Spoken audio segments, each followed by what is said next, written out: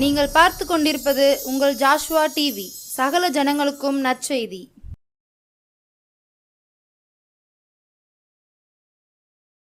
காணாமல் போன ஆடா இருந்தேனே ஏசையா, கண்ணோக்கி பார்த்தீரே, கவலைகளை மாற்றினீரே, மறக்கவில்லையே, மார்போடு அணைத்து கொண்டீரே, தேடி வந்தீரே, தீமைகளை அகற்றி விட்டீரே. Praise the Lord. ஆண்டவராகிய இயேசு கிறிஸ்துவின் நாமத்தினாலே உங்களுக்கு அன்பின் வாழ்த்துக்கள். கர்த்தர் உங்களை ஆஸ்வதிப்பாராக. தொடர்ந்து நிகழ்ச்சியை பார்க்குறதுக்கு நான் கர்த்தரை அதிகமாக துதிக்கிறேன். தொடர்ந்து இந்த நிகழ்ச்சியை பார்த்து கர்த்தருடைய நாமத்தை மையப்படுத்துங்க. ஆண்டவர் உங்களோடு கூட பேசுவாராக. இன்றைக்கும் கூட நாம் கர்த்தருடைய வார்த்தையை தியானிக்கும்படி வேத பகுதியை நாம் திருப்பிக் கொள்வோம். மார்க்கு சுவிசேஷம் 1ஆம் அதிகாரம் 23ஆம் வசனத்தை நாம் வாசிக்க கேட்போம். அவர்களுடைய ஜெப ஆலயத்திலே அசுத்த ஆவி உள்ள ஒரு மனுஷன் இருந்தான். போதும். கர்த்தர் நல்லவர். வாசித்த வேத பகுதி வித்தியாசமா இருக்கு அப்படின்னு ஒருவேளை நீங்க அப்படியே ஒரு மாதிரி பார்க்கலாம். இன்றைக்கு நான் உங்களோடு பேச போகிற வார்த்தை, கர்த்தர் உங்களோடு பேசும்படி உள்ளத்தில் ஏவின காரியம் அசுத்த ஆவி. என்ன வித்தியாசமான தலைப்பாக இருக்குது. ஒருத்தரும் ஒரு விதமாக பேசுவாங்க, அசுத்தாவியை பற்றியுமா ஹைலைட்டாக பேசுவாங்க அப்படின்னு ஒருவேளை நீங்கள் நினைக்கலாம். ஆனால் இது அவசியமான ஒன்று. அசுத்தாவியை குறித்து நாம் பேசுவதனால நமக்கு என்ன பிரயோஜனம் அப்படின்னு ஒருவேளை நீங்கள் நினைக்கலாம். இந்த நாட்களில் பார்த்தீங்கன்னா அசுத்தாவியினுடைய கிரியைகள் பயங்கரமாக இருக்குது. இன்றைக்கி ஜனங்களுக்குள்ள அசுத்தாவி யார், நல்ல ஆவி எது அப்படின்னு தெரியாமல் இருக்கிறாங்க. தேவனுடைய பிள்ளைகளுக்குள்ளே அதை குறித்த சரியான புரிதல் இல்லை. அப்போ அசுத்தாவியை குறித்ததான ஒரு புரிதல் நமக்கு இருந்தால் மாத்திரம்தான் நாம் எப்படி இருக்கிறோம் அப்படிங்கிறத முதலாவது நாம் பரிசோதனை பண்ணி நம்மளை சரிப்படுத்த முடியும். ஆகவே இந்த வார்த்தை உங்களுக்கு மிகுந்த பிரயோஜனமாக இருக்குன்னு சொல்லி நான் கர்த்தருக்குள்ளே நம்புகிறேன். வாசிக்கிறதுல சொல்லப்பட்டிருக்கு, ஜெப ஆலயத்திலே அசுத்தாவி உள்ள ஒரு மனுஷன் என்ன செய்தான் இருந்தான். எங்கே இருந்தானா? ஜெப ஆலயத்தில் அசுத்தாவி உள்ள மனுஷன். அது எப்படி? அசுத்தாவி எங்கே இருக்கும் அப்படின்னு ஒருவேளை நீங்கள் யோசிப்பீங்க, கேட்பீங்க. வசனம் தெளிவாக சொல்லுது, ஜெப ஆலயத்தில் அசுத்தாவி உள்ள ஒரு மனுஷன். மனுஷங்க எல்லா இடத்துலையும் இருக்கிறாங்க. ஆனால் மனுஷனுக்குள்ள என்ன இருக்கு சொல்லுங்க? அசுத்தாவி இருக்கு. ஆகவே தான் இன்றைக்கு இந்த தலைப்பு உங்களுக்கு ஆச்சரியமாக தெரியுது. உலகத்தில் இன்னைக்கு அசுத்தாவிக்குன்னு தனியாக உருவம்லாம் கிடையாது. அசுத்தாவி அது நம்மை போல ஒரு உருவம் உடையதாக இருக்காது. மனுஷனுக்குள்ளே தான் உட்புகுந்து அது வேலையை செய்யுது. மனுஷனுக்குள்ளே போய் தான் தன்னுடைய விருப்பங்களை நிறைவேற்றி கொள்ளுது. மனுஷனுக்குள்ளே தான் இருந்து தன்னுடைய செயல்பாட்டை அதை என்ன செய்யுது, செயல்படுத்துது. ஆகவே ஜபாலயத்தில் இருக்கிற ஒரு மனுஷனுக்குள்ள அசுத்தாவி. ஏப்பா, அப்போ ஜபாலயத்திலையும் இருக்கிற மனுஷனுக்குள்ள அசுத்தாவி வருமா அப்படின்னா வசனம் சொல்லுது வரும். அதை தான் நீங்கள் தியானிக்க போகிறோம். அப்போ அந்த மனுஷன் எப்படிப்பட்டவனாக இருந்திருப்பான் அதை தான் நம்ம சரியாக புரிஞ்சுக்கிடணும். கர்த்தர் நல்லவர். அசுத்தாவியை குறித்து வேதத்தில் நிறைய காரியங்களை பார்க்க முடிகிறது. மத்தேயு சுவிசேஷம் 12ஆம் அதிகாரத்தின் 43ஆம் வசனத்தை வாசிப்பீங்கன்னா, மத்தேயு 12:43 வாசிங்க. அசுத்தாவி ஒரு மனுஷனை விட்டு புறப்படும் போது வறண்ட இடங்களில் அலைந்து இளைப்பாறுதல் தேடியும் கண்டடையாமல் தான் விட்டு வந்த என் வீட்டுக்கு திரும்பி போவேன் என்று சொல்லி அங்கே வந்து அந்த வீடு வெறுமையாகவும் பெருக்கி ஜோடிக்கப்பட்டதாகவும் இருக்க கண்டு திரும்பி போய் தன்னிலும் பொல்லாத வேறு 7 ஆவிகளை தன்னோடு கூட்டிக் கொண்டு வந்து உட்புகுந்து அங்கே குடியிருக்கும். அப்பொழுது அந்த மனுஷனுடைய முன்னிலைமையிலும் அவன் பின்னிலைமை அதிக கேடுள்ளதாயிருக்கும். அப்படியே இந்த பொல்லாத சந்ததியாருக்கும் சம்பவிக்கும் என்றார். நல்லா கவனிக்கீங்களா? அப்போ ஒரு அசுத்தாவி ஒரு மனுஷனுக்குள்ள இருந்துட்டு ஒருவேளை அது வெளியே போச்சுன்னா மறுபடியும் அது தன்னுடைய இடத்துக்கு திரும்பி வரணும்னு அது விரும்புமா.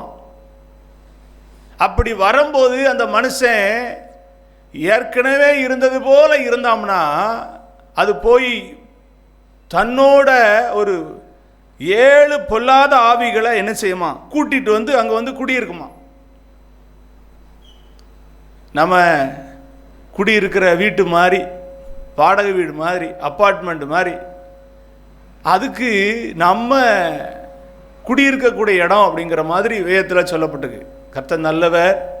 அப்போ மனுஷனுக்குள்ள குடியிருக்கக்கூடிய விருப்பம் எதுக்கு இருக்குன்னா அசுத்தாவிக்கு இருக்கு. அவன் அவன் அவன் வந்து அந்த ஆவிக்கு ஏற்றார் போல வாழ்ந்தாம்னா, ஆஹா இது நம்ம வீடு மாறி இருக்க அப்படின்னு அது வந்து உட்கார்ந்துக்கிடுமா. இந்த வார்த்தை கேட்குற எனக்கு அன்பானவர்களே, இன்னைக்கு உங்களை குறித்து பரிசோதனை பண்ணி பார்க்க போறீங்க. ஒருவேளை நீங்கள் அறியாமலே உங்களுக்குள்ள சில அசுத்தாவிகள் இந்த வார்த்தையை கேட்கும்போது ஒருவேளை உங்களுக்குள்ள சில கோபங்கள், சில ஒரு மாதிரியான எண்ணங்கள்லாம் வரும்னா நிச்சயமாக அது அகற்றப்படணும், அது அப்புறப்படுத்தப்படணும். அது ரொம்ப அவசியமான ஒன்று. கர்த்தருடைய பிள்ளைகளாக நீங்கள் ஜீவிக்கணும்னு தான் கர்த்தர் உங்களோடு பேசுகிறார். கர்த்தருடைய ஆவியானவர் தான் உங்களோடு என்ன செய்யணும், குடியிருந்து உங்களை நடத்தணும். உங்களோடு அவர் இருந்து உங்களை நடத்தணும், அசுத்தாவி அல்ல. ஸ்தோத்திரம், கர்த்தர் நல்லவர். அப்போ இன்னும் இதை குறித்து நாம் சகரியா புஸ்தகம் 13ஆம் அதிகாரம் 2ஆம் வசனத்தை வாசிப்பீங்கன்னா, 13:2 வசனம். சகரியா புஸ்தகம் 13ஆம் அதிகாரம் 2ஆம் வசனத்திலே அங்கே அழகாக சொல்லப்பட்டிருக்கிறது, அந்நாளிலே நான் விக்கிரகங்களின் பேரும் தேசத்தில் இராதபடிக்கு அழிப்பேன். அவைகள் இனி நினைக்கப்படுவதில்லை. தரிசனம் சொல்லுகிறவர்களையும் அசுத்த ஆவியையும் தேசத்திலிருந்து போய்விடவும் பண்ணுவேன் என்று சேனைகளின் கர்த்தர் சொல்லுகிறார். கவனிங்க, இந்த அசுத்த ஆவி என்னெல்லாம் பண்ணும்? தரிசனம் சொல்றோம் அப்படி இப்படின்னு. இது உலகத்தில் இப்போ நிறைய தரிசனம் சொல்ற ஆவிகள் இருக்கு. நான் அதை கண்டேன், இதை கண்டேன், ஆணையை கண்டேன், பூனையை கண்டேன், நான் பார்த்த தரிசனம் அதுதான், அது உனக்கு அப்படி நிறைவேறும். தயவு செய்து ஆண்டுடைய வசனத்தை நம்புங்க, இந்த வேதத்தை மட்டும் நம்புங்க. மனுஷனை நம்பி மனுஷன் தரிசனம் கண்டா அவனுக்கு அந்த விளக்கம் கொடுக்கும், இந்த விளக்கம் கொடுக்கும். அது யாராக இருந்தாலும் சரி, ஊழியக்காரனாக இருந்து சொல்கிறேன், ஊழியக்காரங்கிற போர்வையில் இருந்துக்கிட்டு நாங்கள் மாய்மாலமாக பேசணும்னா கணக்கு ஒப்புவிக்கணும், கர்த்தருக்கு கணக்கு ஒப்புவிக்கணும். நான் வந்து தைரியமாக தான் சொல்கிறேன். தரிசனம் சொல்கிறோம் அப்படின்னு இன்னைக்கு தரிசனத்தை தேடி ஒரு கூட்டம் ஓடுது. அவங்களுக்குள்ளெல்லாம் பார்த்தீங்கன்னா என்ன ஆவி இருக்குன்னே தெரியல. ஏன் அப்படி சொல்கிறீங்க அப்படின்னு நீங்கள் கேட்பீங்க. தரிசனத்தை விளக்கம் பண்ணுகிற அவங்களுடைய வாழ்க்கையில் வேதவசனத்துக்கு புறம்பான வாழ்க்கை இருக்கு. தரிசனத்தை சொல்லி உங்களுக்கு அப்படி நடக்கும், இப்படி நடக்கும், உனக்கு அது நடந்துடும், இது நடந்துடும். இன்னைக்கு பெரும்பாலும் வஞ்சிக்கப்பட்டு போகிறது இந்த பெண்கள் தான். நம்ம வேதனையோட சொல்கிறேன், ஆமாம் வேதனையோட சொல்கிறேன். இன்னைக்கு அங்கங்கே இருந்து கேட்டு வார்த்தையை கேட்டு அந்த வார்த்தை அப்படி தான் நடந்துடும், அவங்க சொன்னால் கரெக்டாக தான் இருக்கும். என்ன கரெக்டாக இருக்கும்? வேதத்தை நம்பாமல், வேதத்தின் மேல் இருக்கிற அந்த பற்றுதல் இல்லாமல் மனுஷனுடைய வார்த்தையை கேட்டு தரிசனம், சொப்பனம், விளக்கம், வெளிப்பாடு இதெல்லாம் வந்து ஆதி அப்போஸ்தல நாட்களில் தேவனுடைய பரிசுத்தவான்களுக்குள் அந்த வரங்கள் கிரியை செய்தது, சபை வளர்ந்தது, சபை சபை ஒருமைப்பாட்டுக்குள் வளர்ந்து பெருகினது. இன்னைக்கு பாருங்க, பிரிவினை தான் பெருகுது. தனக்குன்னு ஒரு சாம்ராஜ்யத்தை ஸ்தாபித்துக் கொள்வதற்கு, தனக்குன்னு ஒரு கூட்டத்தை, தனக்குன்னு ஒரு பெரிய ஒரு காரியத்தை செய்வதற்கு தரிசனம், உனக்கு விளக்கம் கொடுக்குறேன், அந்த விளக்கம் கொடுக்குறேன்னு கூப்பிட்டு வச்சு வாரத்தில் ஒரு கூட்டம், மாசத்தில் ஒரு கூட்டம் இப்படி நடத்தி உண்மையிலே வேதனையா இருக்கு. அவங்க செய்யறதுனால எந்த சபைக்கு பிரயோஜனம்? யோசிங்களேன், எந்த சபைக்கு பிரயோஜனம்? எந்த சபை கட்டப்படுது?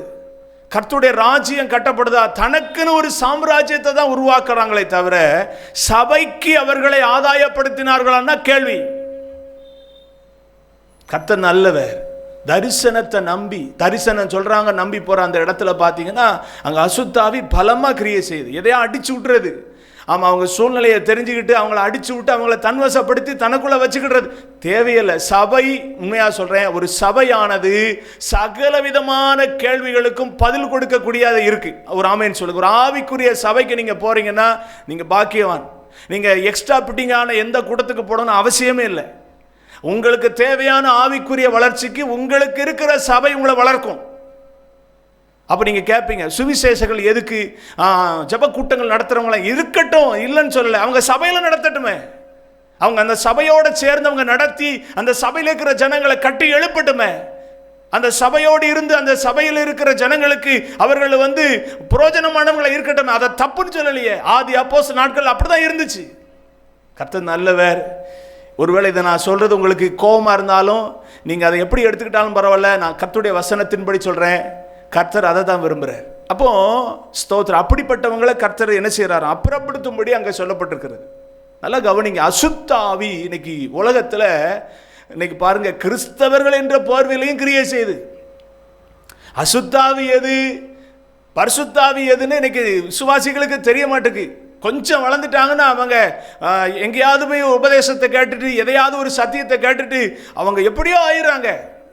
கொஞ்ச நாட்கள்ல அவங்க முதிர்ச்சியான விசுவாசி ஆயிடுறாங்க. ஏன்னா அவங்களுக்கு சொல்லிக் கொடுக்குற ஆட்கள் அவங்க அப்படிப்பட்டவங்களா இருக்கிறாங்க. தயவு செய்து சொல்றேன், ஆவிக்குரிய சபையில் கர்த்தரை ஆராதிக்கிற பிள்ளைங்க, நீங்க ஒரு நல்ல போதருக்கு கையில் இருக்கீங்க.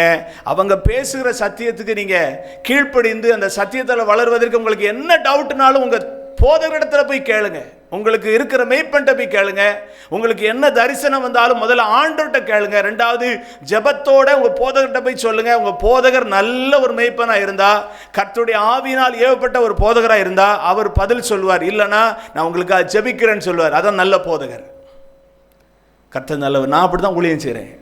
ஆமா, எனக்கு தெரியாததை நான் தெரிஞ்ச மாதிரி காட்டக்கூடிய ஒரு ஊழியத்தை நான் செய்யலை. கர்த்தர் எனக்கு என்ன ரகசியத்தை சொல்லி கொடுக்குறாரோ அதை மட்டும்தான் நான் சொல்லுவேனே தவிர, இல்லாத எக்ஸ்ட்ரா பிட்டிங்க சொல்லி இந்த உலகத்தில் சாம்ராஜ்யத்தையும் ஜனங்களையும் ஆதாயப்படுத்தி நான் பரலோக ராஜ்யத்துக்கு போக முடியாமல் ஆயிடக்கூடாது. அது ரொம்ப முக்கியம். சரி, டாபிக் வேற பக்கம் போகுது. நல்லா கவனிப்போம். அசுத்த ஆவி எப்படிப்பட்ட சூழ்நிலையில் நம்ம புரிந்து கொள்ளலாம்? கர்த்தர் நல்லவர். ஸ்தோத்திரம். கர்த்தருடைய நாமத்துக்கு மகிமை உண்டாகட்டும். அந்த நம்ம ஏற்கனவே வாசித்தோம் பாருங்க, 1ஆம் அதிகாரம் 23ஆம் வசனம் மார்க்கு, அங்கே திருப்பிக்கொள்வோம். இப்போ அதில் பார்த்தீங்கன்னா கீழே உள்ள வசனங்கள் எல்லாம் வாசித்து பார்த்தீங்கன்னா அங்கே சொல்லப்பட்டிருக்கு. அசுத்தாவியை குறித்து, அந்த மனுஷனுக்குள்ள இருக்கிறத குறித்து அங்கே அழகா சொல்லப்பட்டிருக்கிறது. 24ஆம் வசனம், ஐயா நசரனாகிய அவன் ஐயோ ஐயோ நசரேயனாகிய இயேசுவை எங்களுக்கும் உமக்கும் என்ன, எங்களுக்கும் உமக்கும் என்ன, எங்களை கெடுக்கவா வந்தீர், உம்மை இன்னார் என்று அறிவேன், நீர் தேவனுடைய பரிசுத்தர் என்று சத்தமிட்டான். நல்லா கவனிங்க. இப்போ அவன் பேசல, அவனுக்குள்ள இருக்கிற அசுத்தாவி பேசுது. இயேசுவை பார்த்த உடனே பேசுது. என்ன பேசுது? நல்லா கவனிக்கணும். அங்க அழகா சொல்லப்பட்டிருக்கு, இயேசுவை பற்றி அதுக்கு தெரியும் அப்படிங்கிறத சொல்லுது. ஆமா தானே? அது சொல்லுது பாருங்க, நசரேயனாகிய இயேசுவே அப்படின்னு சொல்லுது. அப்போ அசுத்தாவிக்கு யார் தெரியும் சொல்லுங்க பார்ப்போம்? இயேசுவை தெரியும். புரியுதா உங்களுக்கு? ரெண்டாவது அது சொல்லுது, எங்களுக்கும் உமக்கும் என்ன, எங்களை கெடுக்கவா வந்தீர் அப்படின்னு சொல்லுது. அப்போ நாங்கள் இந்த இடத்துல நல்லா குடியிருக்கிறோம், நல்லா எங்களுக்கு சூப்பரான இடமா இருக்கு, எங்களை கெடுக்கிறதுக்கு நீங்கள் ஏன் வர்றீங்க? இப்போ நான் ஒருவேளை இந்த வார்த்தையை பேசினா கூட பிசாசுக்கும் அசுத்தாவிக்கும் ஒரு கோவம் வரும். நல்லா உட்கார்ந்துக்கிட்டு இருக்கிறோம், ஆனால் இவன் எதையோ ஒன்று பேசி கெடுத்து விடுவான் போலுக்க அப்படின்னு ஒருவேளை அசுத்தாவி நினைக்கலாம். ஸ்தோத்திர. கர்த்தருடைய நாமம் மகிமைப்படட்டும். அசுத்தாவிகளை கர்த்தர் துரத்துவாராக. நல்லா கவனிங்க. அப்போ முதல்ல இயேசுவை பற்றி அதுக்கு தெரியும். ரெண்டாவது, இவரால் நமக்கு இடைஞ்சல் உண்டு அப்படிங்கிறது அவனுக்கு தெரியும். மூணாவது, அவர் ஒருவர் தான் பரிசுத்தர் அப்படிங்கிறத அதை அறிக்கையிடுது. புரியுதா உங்களுக்கு? அவர் ஒருவர் தான் பரிசுத்தர் அப்படிங்கிறத அறிக்கையிடுது. இப்போ இது அப்படியே அது யோசிச்சுன்னா எப்படி யோசிக்கும்? அப்படி நீங்கள் யோசிக்கணும். முதல்ல இயேசுவை பற்றி தெரியும் அப்படின்னா, அசுத்தாவி ஒரு மனிதனுக்குள்ளே இருந்ததுன்னா அது என்ன யோசிக்கும்? இயேசுவை பற்றி இவனுக்கு தெரியக்கூடாத அனுபவத்தில் நடத்தணும். புரியுதா நான் சொல்கிறது? அசுத்தாவி என்ன நினைக்கும்? இயேசுவை பற்றி முழுமையாக இவனுக்கு தெரியாத அளவுக்கு இவனை எப்படி ஆக்க முடியும், எப்படி தவறான உபதேசத்துக்குள்ளே இவனை மூழ்கி வைக்க முடியும், எப்படி இவன் இயேசுவை சரியாக புரிந்துக்கிட்டான்னா அவன் நம்ம கஸ்டடியில் அவன் இருக்க மாட்டான். அதனால இயேசுவை பற்றி தெரியாத அளவுக்கு அவனை மாயமான காரியத்தில் எப்படி நடத்தணுமோ அப்படி நடத்துவான். நீங்கள் எப்படி இருக்கீங்க? யோசிங்க. இயேசுவை பற்றி தெரிஞ்ச அனுபவத்தில் ஆவிக்குரிய காரியத்தில் வளர்ந்துக்கிட்டு இருக்கீங்களா, இல்லைனா குழம்பி போயே இருக்கீங்களா? எனக்கு குழப்பமாக இருக்குது பாஸ்டர், சத்தியம்னா என்னன்னே தெரிய மாட்டேங்குது. ஏதோ சபைக்கு போகிறேன், கையை தட்டுறேன், ஏதோ பாட்டு பாடுறாங்க கேட்குறேன், வந்துடுறேன். ஆனால் இன்னும் தெளிவே வர மாட்டேங்க அப்படின்னா நீங்கள் அந்த இடத்துல இருக்கீங்க, நீங்கள் அந்த லிஸ்ட்டில் தான் இருக்கீங்க. இயேசுவை பற்றி தெரியாத ஒரு நிலைமையில் உங்களை நடத்துகிறவங்க நடத்திக்கிட்டு இருக்காங்க. நீங்கள் பார்த்தீங்கன்னா இங்கே கொஞ்சம் வாய்க்கிறது, அங்கே கொஞ்சம் வாய வைக்கிறது, அங்கே கொஞ்சம் வாய வைக்கிறது, இப்படியே இருந்தால் இயேசுவை பற்றி எப்படி தெரிய முடியும்? ஒரு சபைக்குள்ளே அடங்கி இருந்தால் மட்டும்தான் இயேசுவை குறித்து அறிந்து கொள்ள முடியும். ஒரு நல்ல போதகராக இருந்தால் உங்களுக்கு ஆமாம் முதல்ல உணவு எப்படி கொடுக்கணும், அடுத்து கொஞ்சம் உணவு எப்படி கொடுக்கணும், இப்படி தான் ஒரு சபையில் நடத்துவாங்க. அதுதான் சபையினுடைய சரியான ப்ரொசீஜர். கவனிக்கீங்களா? ஸ்தோத்திரம். ஆமாம், கர்த்தர் நல்லவர். அப்போ இயேசுவை பற்றி தெரியாத அளவுக்கு உங்களை கொண்டு போகிறான்னா ஏதோ ஒரு அசுத்தாவி உள்ளே இருந்து வேலை செய்யுதுன்னு அர்த்தம். புரியுதா உங்களுக்கு? ரெண்டாவது, ஸ்தோத்திரம், இவர் நமக்கு பிரச்சனை அப்படின்னு அவன் அறிஞ்சுக்கிட்டான்னா என்ன பண்ணுவான்? இயேசுவால ஒன்றும் முடியாது அப்படிங்கிற ஒரு அவிசுவாசத்தை நமக்குள்ள போடுவான். புரியுதா நான் சொல்றது உங்களுக்கு? இயேசுவால நமக்கு ஒன்றும் நடக்காது அப்படிங்கிற ஒரு ஒரு விதமான அவிசுவாசமான எண்ணத்தை அப்பப்போ உள்ள கொண்டு வந்துக்கிட்டே இருப்பான். அப்படி இருந்துச்சுன்னா அசுத்தாவி உள்ள இருக்குன்னு அர்த்தம். மூன்றாவது, இயேசு பரிசுத்தர் என்பதை அவன் அறிந்து கொண்டதுனால பரிசுத்தத்தின் மேல நாட்டம் எல்லாம் ஆக்குவான். பரிசுத்தத்தை விரும்ப விட மாட்டான். அசுத்தமான காரியத்திலேயே உங்களை பயணிக்க வைப்பான், அசுத்தமான காரியத்தை பார்க்க வைப்பான், அசுத்தமான காரியத்திலேயே உங்களுடைய வாழ்க்கை முறை அப்படியே கொண்டு போயிட்டே இருப்பான். பரிசுத்தத்துக்கும் உங்களுக்கும் கனெக்ஷன் இல்லாத அளவுக்கு மாற்றி வச்சிருப்பான். அப்படி இருக்கீங்கன்னா நீங்க அசுத்தாவினால் ஆட்கொள்ளப்பட்டிருக்கீங்க. ஒருவேளை நீங்க நினைக்கலாம் அசுத்தாவினா ஆடுமோ, அசுத்தாவினா அப்படி இருக்குமோ? இல்லை, அசுத்தாவி இப்படி இருக்கும். இன்னைக்கு அநேக ஆவிக்குரிய சபைகளுக்குள்ள இருக்கிறவங்க ரட்சிக்கப்பட்டுட்டேன் நான் கிறிஸ்தவன் சொல்றவங்களுக்குள்ளேயும் அசுத்தாவி இருக்கு. கர்த்தர் நல்லவர். அப்போ அசுத்தாவி எது அப்படிங்கிறத புரிஞ்சுக்கிட்டாதான் உங்க வாழ்க்கையில் அதை விட்டு விலக முடியும். அப்போ 3 காரியத்தை சொன்னேன். முதலாவது, இயேசுவை அறிய விட மாட்டான். ரெண்டாவது, இயேசுவால எதுவும் எனக்கு நடக்க போறதுங்கிற அவிசுவாசத்துக்குள்ளே வச்சிருப்பான். மூணாவது, அவர் பரிசுத்தர் அப்படிங்கிறத அவன் அறிஞ்சதுனால பரிசுத்தத்தில் உங்களை சம்மந்தப்படுத்தவே மாட்டான். பரிசுத்தத்துக்கு எதிரான காரியத்திலேயே நீங்க பயணிப்பீங்க. ஆனா நீங்க கிறிஸ்தவங்க. புரியுதா உங்களுக்கு? அது மேல உங்களுக்கு ஒரு பயமே இல்லாமல் போயிடும். ஆமா, ஆண்டவர் அதெல்லாம் மன்னிச்சிருவார். எப்படி மன்னிச்சிருவாரு? ஆண்டவர் மன்னிச்சிருவாரு. அது பார்த்துக்கலாம். இயேசுவை நம்மளை எவ்வளோ நேசிக்கிறாரு அப்படிங்கிற ஒரு அப்படிப்பட்ட ஒரு நிலைமையிலே கொண்டு போய் கடைசியில் உங்களை நரகத்தில் கொண்டு போய் தள்ளதானுடைய வேலை. புரியுதா உங்களுக்கு? கர்த்தர் நல்லவர். அப்போ இயேசுவை அறிய விடாமலும் அவிசுவாசமான எண்ணத்துக்குள்ளையும் பரிசுத்தத்தின் நாட்டம் இல்லாமல் வச்சிருக்கிறான்னா நீங்க அசுத்தாவினால் ஆட்கொள்ளப்பட்டிருக்கீங்க. நீங்க ஜபாலயத்தில் இருந்தானே, ஜப கூட்டத்தில் இருந்தானே, ஜப குழுக்குள்ள இருந்தானே, அல்லது நீங்க எங்க இருந்தாலும் நீங்க என்ன ஆவியால தான் இருக்கீங்க. நான் சொல்லலை, புரிஞ்சுக்கணும். ஸ்தோத்திரம். கர்த்தர் நல்லவர். அது மாத்திரமல்ல, இன்னும் இதை குறித்து நம்ம வாசிப்போம்னா கீழே உள்ள வசனத்தை வாசிங்க. அதற்கு இயேசு, நீ பேசாமல் இவனை விட்டு புறப்பட்டு போ என்று அதை அதட்டினார். உடனே அந்த அசுத்த ஆவி அவனை அலைக்கழித்து மிகுந்த சத்தமிட்டு அவனை விட்டு போய்விட்டது. நல்ல கவனிங்க. அப்போ அடுத்த அனுபவம், அசுத்தாவி உள்ளவங்க எப்படி இருப்பாங்கன்னா அலக்களிக்கப்பட்டுக்கிட்டே இருப்பாங்க. புரியுதா உங்களுக்கு? அலக்களிக்கப்பட்டுக்கிட்டே இருப்பாங்க. ஏதோ ஒரு காரியத்தினால அலக்களிக்கப்பட்டுக்கிட்டே இருக்கீங்கன்னா அசுத்தாவி இருக்குன்னு அர்த்தம். அசுத்தாவி அலக்களிக்கும். அடுத்து மாத்திரமல்ல, அதிக சத்தம், மிகுந்த சத்தம். சில ஆட்கள்லாம் எப்போ பேசினாலும் எப்படி தான் பேசுவாங்கன்னா வைலண்டாக தான் பேசுவாங்க. அது என்ன அப்படின்னு பார்த்தா, அது நான் அப்படி தான் பேசுவேன் அப்படிம்பாங்க. அப்படி பேசாது, நான் அப்படி தான் பேசுவேன், அது எனக்குள்ள பழக்கம். எப்படி எங்கே எப்படி பேசணுங்கிற ஒரு நாகரிகம் வேண்டாமா? ஒரு தன்மை நமக்கு வேண்டாமா? கவனிங்களேன். அப்போ இந்த அனுபவம் எல்லாம் அசுத்த ஆவிக்கு அடையாளமாக இருக்குன்னு வசனத்தில் சொல்லப்பட்டிருக்கு. அப்போ நீங்கள் உங்களை ஆராய்ந்து பார்க்கணும், உங்களுடைய செயல்பாடுகளை புரிந்து கொள்ளணும். அப்போ நீங்கள் ஆண்டவரிடத்தில் நீங்கள் அர்ப்பணிக்கணும். ஆண்டவரே, இந்த அனுபவம்லாம் எனக்கு இருக்குன்னா, ஒருவேளை அசுத்தாவினுடைய கிரியைகள் இருக்குமானா என்ன நீங்கள் விடுவீங்க ஆண்டவரேன்னு சொல்லுவீங்கன்னா உங்கள் வாழ்க்கையில் விடுதலை உண்டு. ஆண்டவர் சொல்றாரு, பேசாமல் இவனை விட்டு என்ன செஞ்சிரு, போயிரு. இயேசுவின் நாமத்தினால இந்த வார்த்தை கேட்கிற பிள்ளைகளுக்குள்ள ஒருவேளை இந்தப்பட்ட ஆவிகள் இருக்கும்னா, இப்போ உடைய நாமத்தினால முத ஊழியக்காரன் என்ற ஸ்தானத்தில் சொல்ற, பேசாம போயிரு இயேசுவின் நாமத்தினால. ஆமா, கர்த்தர் நல்லவர். மாத்திரமல்ல, இன்னும் நீங்க வேதத்தில் வாசித்து பார்த்தீங்கன்னா 5ஆம் அதிகாரம், மார்க் 5ஆம் அதிகாரம் 2ஆம் வசனத்துல அங்க ஒரு அசுத்தாவி உள்ள மனுஷனை குறித்து அங்க சொல்லப்பட்டிருக்கு. அவர் படவிலிருந்து இறங்கின உடனே அசுத்தாவியுள்ள ஒரு மனுஷன் பிரேத கல்லறையில குடி இருக்கிறான், கல்லறையில இருந்து வர்றான். அப்போ கல்லறைக்கு அவனுக்கு ஒரு தொடர்பு இருக்கு. அசுத்தாவினுடைய குடியிருப்பு எங்கன்னா இந்த மரித்து போன இடங்கள், அதாவது அழுகி நாற்றம் எடுக்கிற அசுத்தம் நிறைந்த இடத்துக்குள்ளதான் அவனுடைய குடியிருப்பு. அப்படி இன்னைக்கு நம்ம சுவாபம் இருக்குன்னா அசுத்தாவி கிரியை இருக்குன்னு அர்த்தம். மாத்திரமல்ல, இன்னும் கீழே வாசித்தீங்கன்னா 3ஆம் 4ஆம் வசனத்துல சொல்லப்பட்டிருக்கு, அவனுடைய குடியிருப்பு கல்லறைகளில் இருந்தது, அவனை சங்கிலிகளினாலும் கட்ட ஒருவனாலும் கூடாதிருந்தது. அவனை சங்கிலியினாலும் கட்ட ஒருவனாலும் கூடாதிருந்தது. அவன் அநேக தரம் விலங்குகளினாலும் சங்கிலிகளினாலும் கட்டப்பட்டிருந்தும் சங்கிலிகளை முறித்து விலங்குகளை தகர்த்து போடுவான்.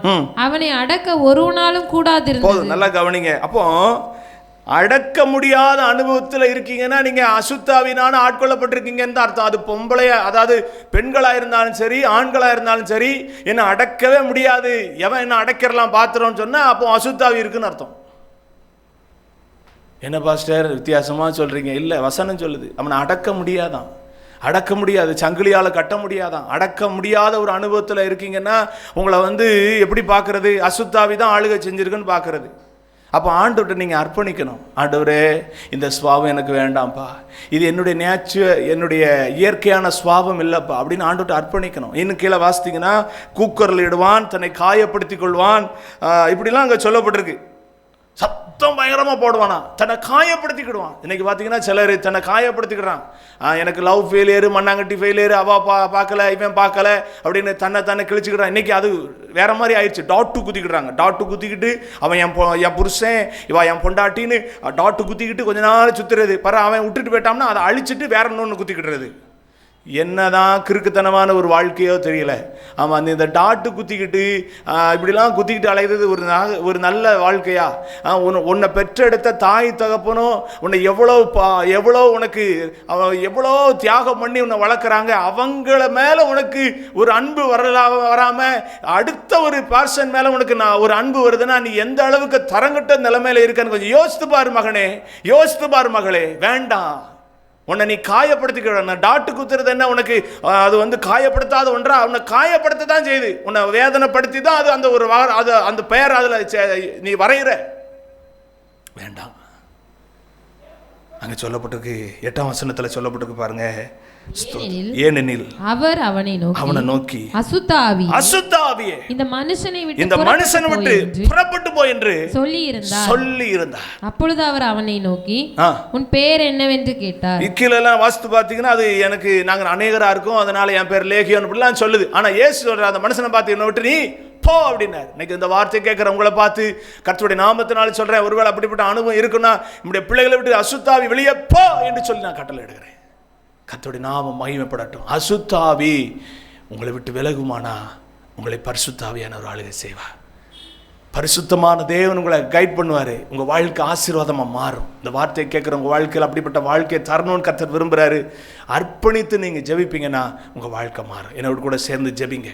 நேசிக்கிற நல்ல ஆண்டவரை இயேசுவின் நாமத்தினால ஜெபிக்கிறேன். இந்த வார்த்தையை கேட்குற நம்முடைய பிள்ளைகளுடைய வாழ்க்கையில் அசுத்தாவியின் அனுபவங்கள் நீங்கி பரிசுத்தாவியானவர் ஆட்கொள்கிற ஒரு வாழ்க்கையின் அனுபவத்தை கர்த்தர் தருவீராக. ஆண்டவரே, நம்முடைய பிள்ளைகளுடைய அடிமைத்தனங்கள் மாறட்டும், அசுத்தமான சுவாவங்கள் மாறட்டும், தன்னை காயப்படுத்துகிற சூழ்நிலைகள் மாறட்டும். கர்த்தருடைய பிள்ளைகளுக்கு உதவி செய்யுங்க. திருக்கரத்தில் ஒப்பு கொடுக்கிறேன். மகிமைப்படுங்க. இயேசுவின் நாமத்தில் ஜெபிக்கிறேன் நல்ல பிதாவே, ஆமென். கர்த்தர் உங்களை ஆஸ்வதிப்பார். இந்த செய்தி உங்களுக்கு மிகுந்த பிரயோஜனமாக இருந்திருக்குன்னா ஸ்க்ரீனில் தெரிகிற நம்பருக்கு உங்களுடைய சாட்சிகளை தெரியப்படுத்த மறவாதிருங்க. இயேசுவை குறித்து இன்னும் அறிந்து கொள்ள விரும்புவீங்கன்னா நாங்கள் கருவந்தாவில் கர்த்தருடைய சபை ஸ்தோத்திரம் மக்கனாயும் சபை நாங்கள் கர்த்தரை ஆராதிக்கிறோம். நீங்கள் தொடர்ந்து வேறு எதுவும் தெரிய விரும்புவீர்களானா எங்களை தொடர்பு கொள்ளுங்கள். எங்களோடு சேர்ந்து ஆராதிக்க உங்களை அன்போடு கூட அழைக்கிறோம். வாருங்கள், நாம் எல்லாரும் சேர்ந்து கர்த்தரை ஆராதிப்போம். கர்த்தர் உங்களை ஆஸ்வதிப்பார். அடுத்த நிகழ்ச்சியில் உங்களை பார்க்கும் வரை கர்த்தருடைய கிருபை, இரக்கம், சமாதானம் உங்களோடு கூட இருப்பதாக. God bless you. ஆமென். காணாமல் போன ஆடா இருந்தேனே ஏசையா, கண்ணோக்கி பார்த்தீரே கவலைகளை மாற்றினீரே, கண்ணோக்கி பார்த்தீரே கவலைகளை மாற்றினீரே, மறக்கவில்லையே மார்போடு அணைத்து கொண்டீரே, தேடி வந்தீரே தீமைகளை அகற்றி விட்டீரே.